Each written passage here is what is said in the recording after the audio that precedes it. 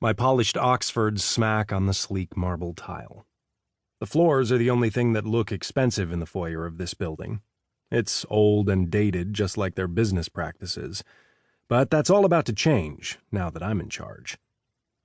Although I keep my expression neutral, maybe cold, as I make my way to the elevator and then to the top floor where the conference room is located, I smirk to myself as I hear the soft whispers and see the secretaries huddling together. They know who I am. Everyone who's anyone does.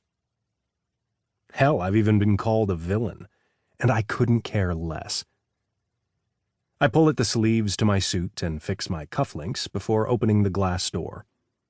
A dozen people instantly still as I walk into the room, one swivel chair squeaking as everyone goes silent.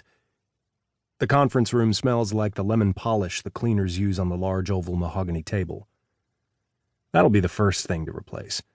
The table needs to be glass so I can monitor their body language with every meeting. My father says I was blessed with two gifts: reading people and placing bets. As a gambling man with a head for stocks and companies, I know damn well he was right, and I've left a sea of people who hate me for it in my wake.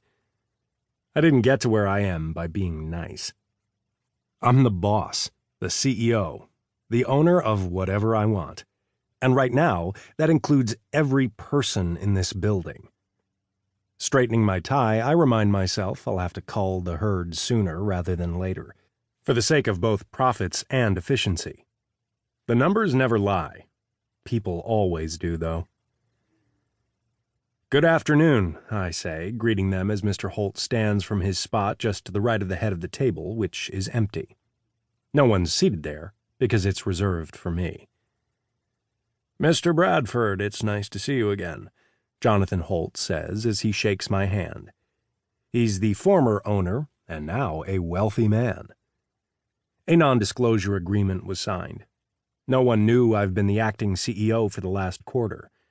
Every email, every camera feed, every contract and meeting was passed through my team.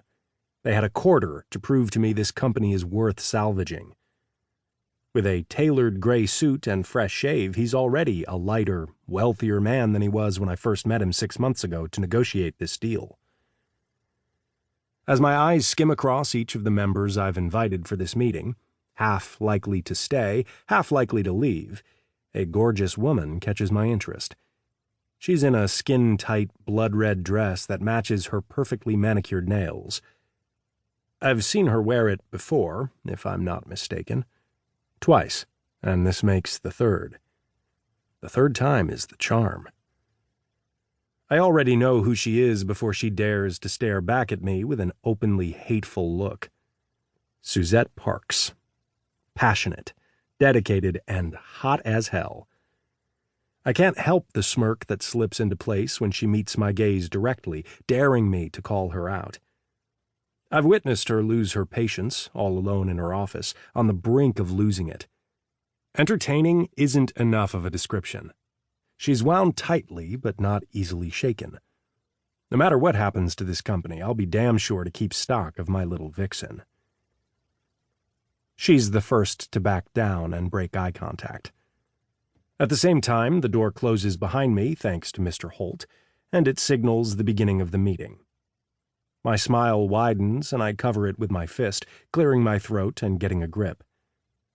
I knew she'd distract me. I knew she'd get under my skin, but I wasn't prepared to be this off balance.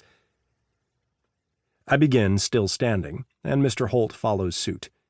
He nearly takes his seat, but stands upright when I speak. I'll make this short. Last quarter was unimpressive, and changes will be drastic. That will include layoffs and budget cuts, but is not limited to other necessities. I will rely on each of you selected from your teams for this advertising management firm.